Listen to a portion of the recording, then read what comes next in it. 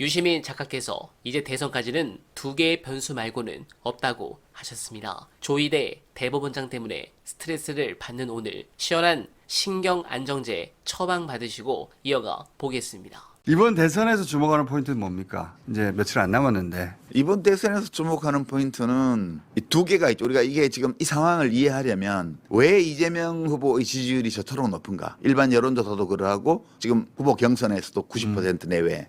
왜 저렇게 강고해졌는가? 이거 하나 해석이 필요하고요. 두 번째는 최근 여론조사 흐름을 보면 탄핵 직후로 가 있잖아요. 그렇죠. 우리가 계속 내가 그 얘기를 했어요. 그 미친 것 같은 그런 여론조사 지표의 변화만 나타났고 민심 변화는 일체 없다. 탄핵 이후로 지금까지. 그거는 우리 여론조사 꽃에서는 그랬는데 작년 총선 때도 마찬가지였어요. 그때 마찬가지였어요. 2월, 3월 초까지 민심은 변화가 없고 여론조사 지표의 변화만 있다 그랬습니다. 이제 그쪽에서 탄핵 세력 내란 세력 쪽에서 여론조사 조작을 통해서 민심이 달라진 것처럼 연출해서 헌법재판소 재판관들에게 영향을 미쳐보려고 시도했던 거거든요. 시도했던 거죠. 이제 그게 무의로 돌아갔고, 그리고 지금 그 기간 동안에 이상한 여론조사 흐름이 나타났던 게 이제 거품이 꺼지면서 네. 지금 원래의 자리로 가는 거예요. 다른 조사들도 대부분. 네, 그렇게 되는데 이제 왜 그러면 국힘 쪽 후보들은 후보를 넣으면 그 국힘 후보를 찍겠다는 답변보다 더 떨어지지? 맞아요. 국힘 후보라고 하면 30%가 나오는데 후보를 넣으면 20%가 나와요. 국힘 후보라 넣으면 35% 내외가 나오는데 맞아요. 특정한 국힘의 후보를 넣으면 25% 내외밖에 안 맞아요. 나와요.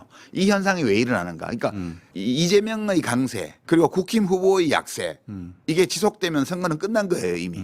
지금 그런 추세예요. 후보 등록 전에 선거가 이미 끝나 있는 상황으로 가는 거예요. 특별한 변수가 없는 한은. 이게 마지막 변수는 만에 하나 대법원에서 이재명 후보를 아웃시킬 수는 없어요. 아웃시킬 수는 없죠. 그러나 이제 정치적으로 공격 포인트를 받을 만들고. 수 있는 포인트를 만들어 줄 수는 있겠죠. 그러려고 하는 것 같아요. 예, 근데 그래도 안 꺾일 거예요. 저도 그렇게 생각합니다. 이제 이재명 후보는 원래 그 두 가지를 해설을 하자면 요새 해설이 본업이 아닌데 하여튼 하자면 굳이 이재명 후보는 원래 민주당의 비주류예요. 아웃사이더였어요. 철저한 비주류였죠. 아웃사이더에서 한 10년 전에 출발해서 여기까지 왔는데 이번 탄핵 기간을 거치면서 민주당의 주류 있잖아요. 여기하고 정서적으로 완전히 밀착돼 버렸어요. 그러니까 이 민주당의 주류가 되고 있는 당원이나 지지자들은 다 5.18 광주의 트라우마를 크든 작든 갖고 있는 사람들이에요. 그렇죠.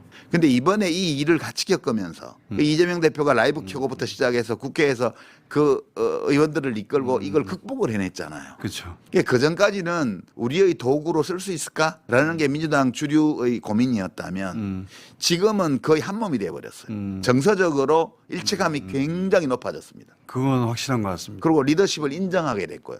말 없이. 인정할 수밖에 없었죠. 네. 그걸 돌파한 걸 보면. 그렇죠. 그러니까 민주당의 원래 비주류 출신으로서 들어와서 좀 낯선 스타일의 리더십이어서 사람들이 정서적으로 거리감이 약간 있었는데 사실 2016년 생각해 보면 2016년 대선 겪고 나서 네. 이재명 끝났다. 네. 이재명 여기까지다라고 하는 판단이 그때 주류였고 그렇죠. 되살아나기 힘들 거라고도 많은 네. 사람들이 얘기했어요. 근데 이렇게까지 기적적으로 살아났어. 그러니까- 놀라운 여정이에요, 사실. 그러니까 시련을 같이 이겨내면서 생긴 전후에 비슷한 감정들이 맞아요. 생겼어요. 동지 같은. 예, 그래서 이렇게 강고해졌습니다. 강고해졌고요. 그다음에 왜 그런 국힘당 후보들은 약세냐? 그 베이스가 분열됐습니다. 당원 지지층 베이스가 그 토대가 분열됐어요. 그러니까 땅꺼짐 현상처럼 그냥 국힘당 이러면 35%가 모이는데 그렇지. 특정 후보를 넣으면 예컨대 김문수를 지지하는 사람들 중에 상당수는 죽었다 깨도 한동훈을 못 찍는 거예요. 그러니까 한동훈을 지지하는 사람들 중에는 죽었다 깨도 김문수랑 홍준표는 못 찍겠는 거야. 어느 후보가 와도 지금 이 탄핵으로 만신창 내란을 일으켰다가 탄핵당해서 이 보수 진영 전체가 난장판이 돼 있는 이 조건에서 이 전체를 하나로 통합시킬 후보가 없는 거예요 지금. 윤석열의 공이 크죠. 이건 마치 싱크홀처럼 큰 구멍을 만들어내 버렸어요. 그래서 제가 구멍이 아니라 갈라졌어요. 쭉 균열이 쭉 갔습니다. 크레바스가 만들어졌어요. 네. 그래서 융코홀이라고 부르는데 저는 엄청 큰 게 생겨가지고 윤코홀. 그걸 융코홀이에요.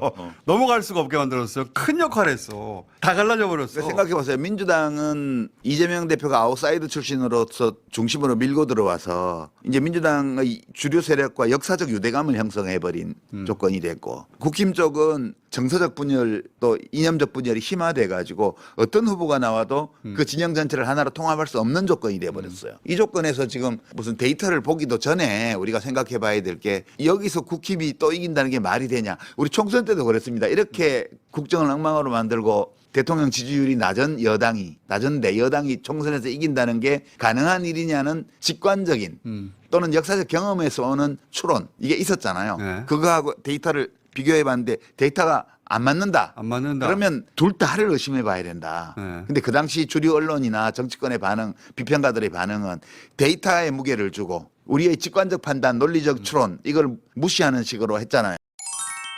네, 공감합니다. 물론 대법원이 아주 이례적으로 만행을 저지른 것은 심각한 상황입니다. 그런데 헌재가 선고를 연기하며 이상한 행보를 보였던 지난달 이 시점과 비교하면 파기환송을 한다. 그러면 2심 때 나온 무죄의 근거를 전부 깨야 하기 때문에 최소 2달 이상 걸립니다.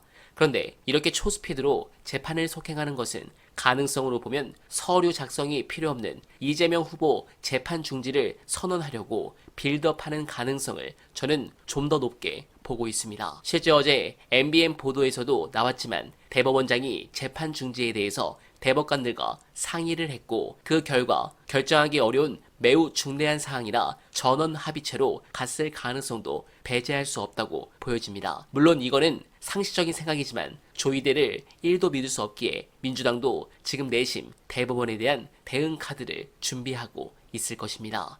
다만 파기 재판 같은 만행을 저지를 가능성을 거의 없다고 보는 또 하나의 이유는 바로 국짐이 망가졌기 때문입니다. 구체적 자료가 없습니다만 안철수 후보가 무당층에서 나경원 후보를 앞섰을 것이라는 추정이 많습니다. 그런데 대개 무당층의 경우 여론조사에 응하는 비율도 낮습니다. 추정입니다만 무당층에서 안철수 후보 지지가 나경원 후보를 크게 앞섰을 것이고, 국민의힘 지지층에서는 나 후보가 앞섰겠지만 안 후보의 격차가 그리 크지 않지 않았나 싶습니다. 이는 최근 여론조사를 보면 중도층의 정권 교체 비율이 크게 차이가 나지 않을 정도로 중도층에서도 압도적인 탄찬의 결과가 나오는 부분이 아무래도 이번 경선에 큰 영향을 주지 않았나 생각합니다. 그러나 이 멤버로 보면 결국 나경원 표가 김문수로 가고 한동훈과 안철수는 표가 갈리면서 제 개인적인 생각이지만 김문수가 될 가능성이 더 높아졌다 보여집니다. 그렇게 된다면 지금 나오는 여론처럼 이재명 후보를 절대 이길 수 없는 수치가 앞으로 더 차이가 나며 대세론이 굳어질 것입니다. 만약 이걸 대법원이 흠을 내거나